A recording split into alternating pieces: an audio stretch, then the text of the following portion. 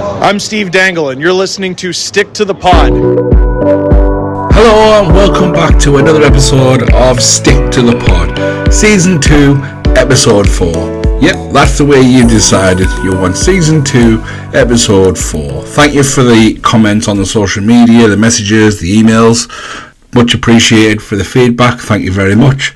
So we are going to trend on with Season 2 and the episode that we're going to be on. So yep, this is Season 2, Episode 4. And if you do want to get in touch, don't forget, you can drop me an email at sticktothepod@gmail.com or catch me on X, formerly known as Twitter, and Facebook, where you can also drop me a message. And obviously there's also the YouTube where I upload these podcasts to as well. So please, if you do use that format, like and subscribe. So what have we just had this past week? This past week was considered week 4, and we did have a little bit of news for our division, where we've had our first bit of disciplinary news where Billingham Stars defenceman Darren Stattersfield picks up a 4-game ban for a reckless hit, I think they said, to the head stroke neck. So yeah, that's the first bit of disciplinary news, and what a crock of shit if you ask me. The call on the ice was a 2-minute penalty. I've seen the video numerous times, and the more I see the video, the more I think we need to take this review system away from clubs, because you're just getting petty coaches who, after a loss, start feeling sorry for themselves, want to make themselves feel better, and start targeting clubs or teams, and it's just ridiculous. So yeah, I'm not even sure if it was a 2-minute on the play either, the video that I watched. But I suppose from now on, this coach is expecting any time one of his players is on a breakaway that they can't be touched. Well, that's not going to be the case, and unfortunately, he was caught, and he was hit hard, and he was hit well. First point of contact is the shoulder. Just the science tells you it's the shoulder. The video makes the hit worse than what it actually was. But yeah, not a penalty, in my opinion. Certainly not a ban. But hey ho, they've set a precedent. This coach has set a precedent as well with his whining, getting the play reviewed. So yeah, Darren Stattersfield gets 4 games for a great hit. I believe it was on Ross Kennedy, who apparently was hit so hard to the head that he was able to return and play the next night and play the following weekend. So yeah, he was hit that hard. So yeah, never mind. It is what it is. So we're going to go straight into the fixtures from last weekend, starting with Saturday, because there is no more news really. There's nothing out there. I'm just having a quick scan now, make sure I haven't missed anything, so just bear with me a second. No, that is pretty much it from last week. I know there's a few bits and bobs that might come out this week, but as of yet, nothing official, so I won't go anywhere near those. As for official, yes, the rumours are true. Sorry, there is another bit of news.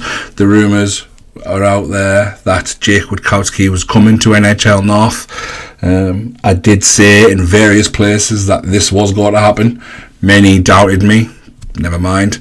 I did know the destination, which was going to be Widnes Wild, until I received a phone call a week or so before, 2 weeks before this deal went through, to say the deal is off and D-Side have made a change. They are now not signing the previously announced Petr Velusiak, and they're going with Jake Witkowski instead.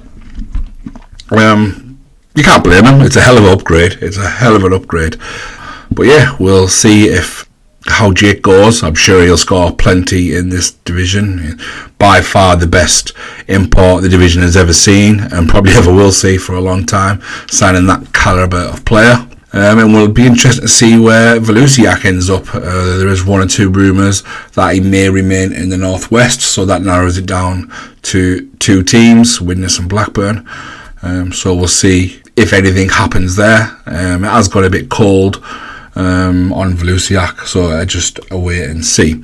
So yeah, the rumour is out of the bag. Jake Witkowski is in NHL North, and he is now in D-Side, which, to be fair, we're going to need him if they're going to ship as many goals as they are this year, because they're going to need him to score as many as they concede. So straight into the weekend, the 3 games on Saturday, and we'll start with the high-flying Hull Jets. They head to Leeds Knights for their home opener, and it's a 3-0 victory for the Hull Jets, scoring all 3 goals in the second period. Not sure I'm going to go on the shots, because looking at this, it looks like Leeds Knights outshot the Hull Jets 52-28. That may have been the case, but I wouldn't be too sure on it, unless it means it was 52 shots on the Knights net. Might well be. Second game from Saturday, the Whitley Warriors headed over to Ice Sheffield to play the Sheffield Scimitars, a game where you probably expected the Warriors to run wild, but it certainly wasn't the case. Sheffield giving the Warriors a bit of a fright by being 2-0 up in the first period. The Warriors do get themselves back into the game, losing the first period to the Scimitars though 2-1, and then a solid third period from the Warriors, taking that period 3-0, and then tying the third 1-1, giving the Warriors a 5-3 victory, outshooting the home side, the Scimitars, 46-28. And the goal scorers, just what you'd expect for the Warriors: Holland, Edgar, Kippen, Ord, and the very mobile defenceman Harry Harley. On the score sheet for Sheffield is Williams, Dennison and Pelling. And just to mention as well the goal scorers from Hull and Leeds, which I don't believe I did: Morris, Hagger and Rogers, the goal scorers there. And then into the result of not just the Saturday, not just the weekend, but the result of the season so far. And as you can probably tell by the title of this episode, the Lions have just sent out a message to everybody. The Lions mean business this year. The Lions are coming to play. The Lions headed into Blackburn to take a 5-3 victory after being 3-2 down at the end of the second. Mayo, Luckweich and Barnes on the score sheet for Blackburn. Luckweich and Barnes, as you'd expect. A rare goal for Mayo, but I think all defencemen enjoy their goals. And then for the Lions, Young, Rushby scoring a hat-trick, Birchnell and the ever-present Padalek as well. I think he scored in every goal for game 4. The Lions so far. So the Hawks did outshoot the Lions as you'd expect in their own barn, 38-24. Nothing doing on the special teams. Blackburn, I think, will be just disappointed for the 0-4 on the night. But the Lions have got their first scalp, and I don't think the Blackburn Hawks will be the only ones. So we'll just move into the Sunday then. So we'll just start at the top of the list again. It is the Hull Jets and the Sheffield Scimitars. And then the Scimitars had a bit of a weekend to give the league-leading Leeds Hull Jets a fright by being 2-0 up at the end of the first period in Hull. And then a rocket, excuse my pun, must have been shoved up the old Hull Jets backside, because the Hull Jets come up flying in the second period, taking it 5-1, and then taking the third period 2-1, outshooting the Scimitars 52-18 for a scoreline of 7-4. So 2 very close score lines there for the Sheffield Scimitars. So this could just well be a sign of things to come from the Sheffield Scimitars as the season moves on. The second game of the Leeds Knights, home and home for them.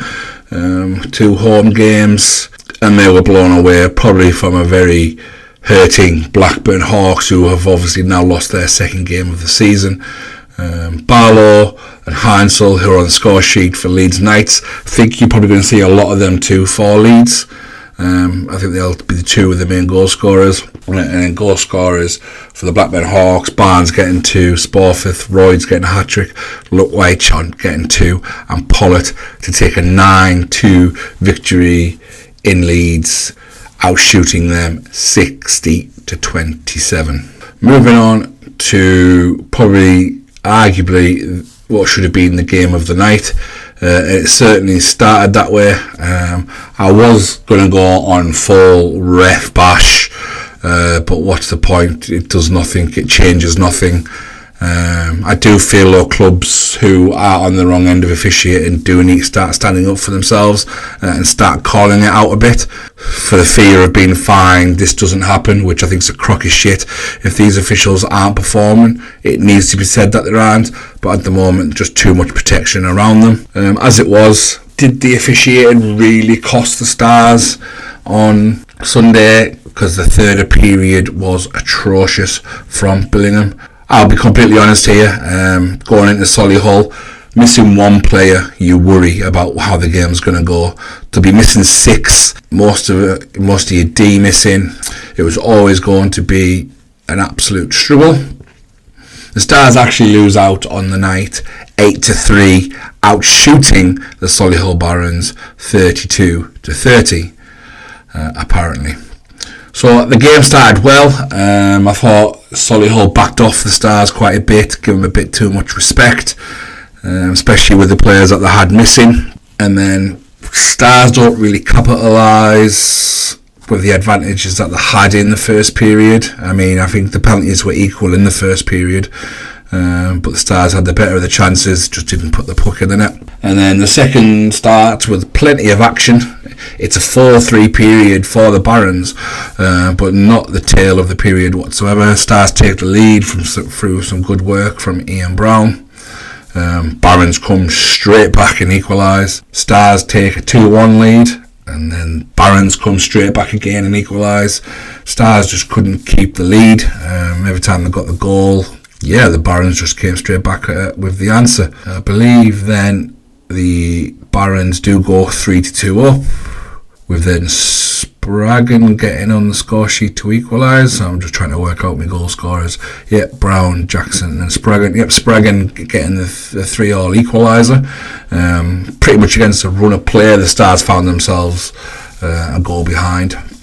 And then there was the big moment that did change everything. Seconds remaining on the clock. It was certainly less than a minute.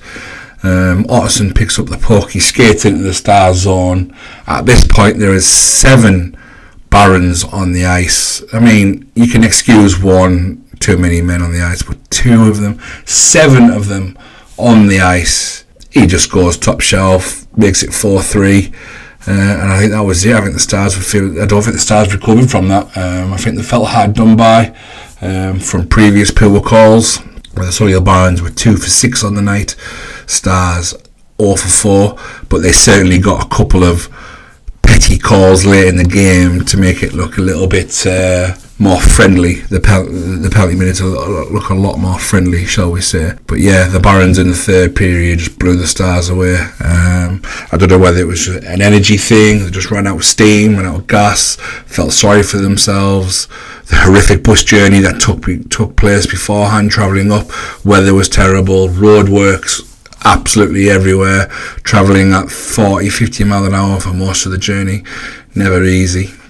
4 long journeys anyway. And the Barons certainly did take advantage, and as they always do at home. That rink isn't pretty. It's horrible, it's dark, it's damp. For me, not fit for purpose. I can't believe that we're in 2024 and we're still using netting. No excuses on that front from Planet Ice, in my opinion. They need to get that ice arena plexied up and make it a lot safer for players and fans, but mainly for the players. So goal scorers, I've mentioned Brown, Jackson and Spraggan for Billingham. As you can see, only Ian Brown there out of the big hitters, and Spraggan, one of the best, if not the best D-man in the league, getting on the score sheet. And then for Solihull, what can you say? It's that line again, isn't it? That's what we're going to talk about all season long. Otterson 3 goals, Phil Mulcahy, Dan Mulcahy, and then White, Webb and Maurice also getting on the score sheet. But like I say, the damage that line does, it's never off the ice. They pretty much roll 2 lines in Solihull, sometimes double shifting that first line depending on scenarios and situations in the game. But it does some damage and it will take some stopping. I will say though, still not strong enough to win the league this year. They need more depth, especially defensively. I know you'll all be saying, well, you've just got to beat 8-3. But yeah, on another night, Stars could have been 4-5-0 up in the first period and grabbing another couple in the second as well. And that's on another night. But the Stars' misery in Solihull does continue. They don't win there very often. Not that many teams do. But Stars certainly have an issue with playing in Solihull at the moment, and they will need to find a way of putting that right. And so on to then the final game of the weekend, and this was a derby game with the Widnes Wild and the D-side Dragons. The Widnes Wild do put a little fright on the Dragons, taking a 1-goal lead, but it wasn't there for long, and the Dragons take over. Jake Witkowski getting 3 goals on debut. Czech import Hayek also getting 2. Ross Kennedy on the score sheet, even though he was absolutely poleaxed the week before and out for the count if you would listen to his coach, because the hit was that bad. Obviously not that bad. And Parry also on the score sheet. Hathaway and Alston for the Wild gave a 7-2 victory to the D-side Dragons, outshooting Widnes 53-16 in Widnes. And I'm going to bring up this Widnes Ice Arena, Planet Ice Widnes, and to charge what they are charging fans for that rink at the moment is a bit of a shit show, really. It is in horrific condition. You can't watch games in there. The plexiglass is that condensed. You can't see through the glass. They're forever trying to squeegee them down, which is doing nothing. And then during the game, periods of fog and mist appear on the ice, and you can barely see the scoreboard at times. It's that bad. So I think Planet Ice either need to do something with Widnes and reduce the cost it is to watch hockey there, or they need to improve the facility considerably to make it more comfortable and more viewable for hockey fans who are travelling to watch their team play Widnes. So yeah, a little bit of a rant there at Planet Ice Widnes, but they do need to get those issues sorted. I know there was a few images on social media shared by Billingham when they were there a couple of weeks ago, and then a few from the D side. GM Sean Bebo, he shared a couple, and I think someone else shared a few as well. And it's really not good enough, really, for Planet Ice to be charging those kind of prices to watch the Wild in those sort of conditions.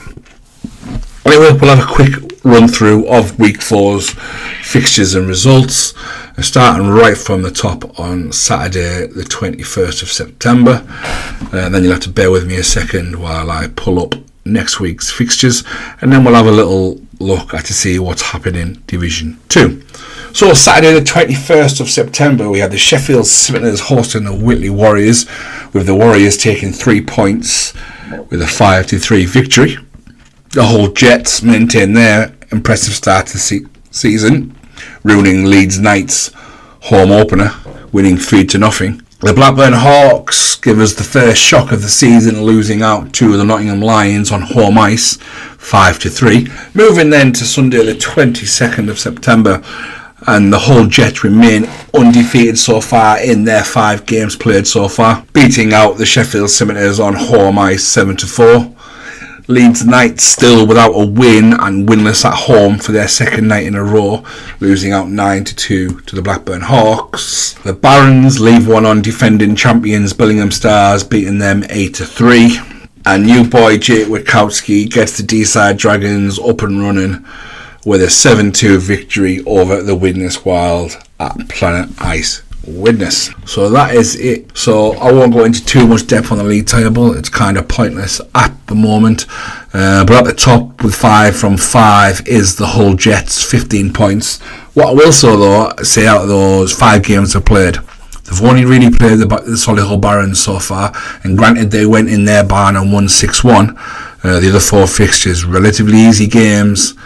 As we say, no easy games in this division anymore, but relatively easier games than other fixtures, and they'll get their first test again they'll start to get their first test as they start to play some of the top 4 or 5 sides on a weekly basis. It's the Warriors who are in second with 3 from 3, and they're the only 2 undefeated teams left in the division.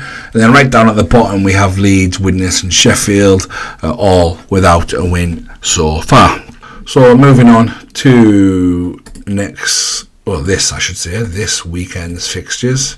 And this weekend, by the way, is a hell of a weekend, especially the Sunday. If you saw Starcast, if you like your podcast, do have a listen to Starcast, the Billingham Stars podcast. I did mention, unless it might not have been actually, it might have been somewhere else, I mentioned it. Sunday is a super Sunday when it comes to fixtures. So let's just have a quick run through. So on a Saturday we do only have the one game on the Saturday, and it's going to be a bit of a barn burner as well. I think the Sheffield Scimitars hosting the newly revitalised Nottingham Lions at Sheffield 3:20 on Saturday. And then we move into Sunday. The Billingham Stars are hosting the Sheffield Scimitars. Obviously the Stars will be licking their wounds after the trip to Solihull weekend gone, and want to lay down a marker against the Scimitars when they arrive to the Forum on Sunday. The Blackburn Hawks host the Solihull Barons. Blackburn Hawks have already lost 2 games, Barons have already lost 1, and 1 will lose again this coming weekend, so that's certainly going to be an interesting fixture. The Hull Jets head into Hillheads Arena at Whitley Bay to take on the Warriors. No easy place to go, but obviously they've also been to the Barons, which is probably on par with Hillheads, both dark and damp. Although Whitley do now have a better scoreboard, fair play to them. But yeah, that'll be a first, well, not a first proper test, but another good test for the Hull Jets to see where they're at. Because they do have a run of games now, I think, the Hull Jets. So at least back-to-back games. So yeah, the Hull play Whitley, then they play Billingham, and then it goes down to Nottingham away, Sheffield. It's actually quite soft for the Hull. It looks quite nice for Hull, really. Anyway, back onto it. Where were we?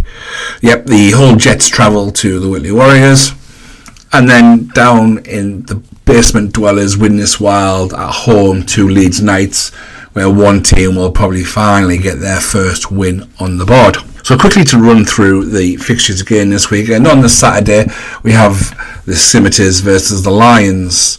Moving into Sunday, it's Billingham Stars versus the Sheffield Scimitars. Blackburn Hawks host the Solihull Barons. Whitley Warriors take on the Hull Jets at Hillheads.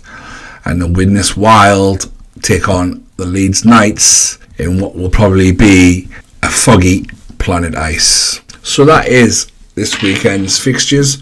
So let's just have a little pop over now and see what's going on in Division 2. Like I say, I don't really go into too much detail in regards to Division 2, but that might change as the season goes on and there's a lot more happening. We'll go through the league table as well for the Division 2 once we get there. So Saturday 21st, Altrincham Aces at home to playoff champion Billingham Buccaneers, and it's the Buccaneers who take a 6-1 victory. Moving over to Coventry and IHL Blaze, they hump the Ducks 13-1. Sutton Sting, the playoff beaten finalists, take on Sheffield Titans, taking the game 6-0. League champions Telford Tigers NIHL 2 beat Lions NIHL 2 14-5. And it's a Sutton Sting that get a bit of playoff revenge on the Buccaneers, who win the Forum and take the game 2-0 on the Sunday. Also on the Sunday, the NIHL Blaze go to Bradford, beating the Bulldogs 7-2-3 for a 20-goal weekend.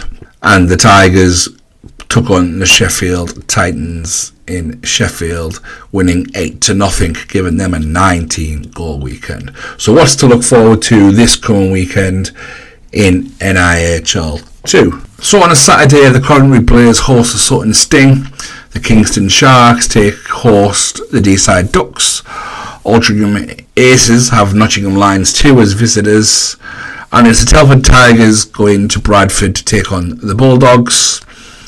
Sheffield Titans head to Deeside, to take on the Ducks, and the Buccaneers head to Sutton Sting, hopefully to revenge last Sunday's defeat. So plenty of hockey going around the NIHL North scene. As I say every week, if you're nearby these rinks or you want to get behind one of these teams, please do. It's great value for money in both divisions. It's great hockey. It's very, very exciting to watch.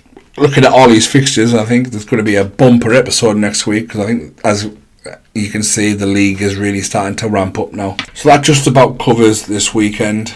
There's nothing really else for me to mention. There is 1 or 2 rumours still out there flying about, so do watch club social medias for what it could happen here and there. I fully expect a bit of news to come out of Whitley Bay soon. I know they have just announced that Dane Bowater has received a serious knee injury, done some damage to his knee and could be out for some time. But they do carry 3 good netminders, that shouldn't affect them too much. But I still think they have a forward to announce in the coming weeks. And obviously then there's the news around Petr Velusiak. Is he going to arrive? Is he going to turn up anywhere? And also I'm told there could be potentially news around the Sheffield Scimitars. So do keep an eye on club socials for the news. If I find anything out, I will try and let you know in the NHL North group. But other than that, stay safe. I know the weather hasn't been the best last weekend or this coming weekend. Enjoy your hockey. Please do get in touch with any opinions, questions that you might have, subjects you want to talk about, things you want me to cover. I know I don't really touch the National League. If it's something you want me to do, I can certainly look into that for you guys. But other than that, stay safe, and I'll catch you again next week. Bye for now.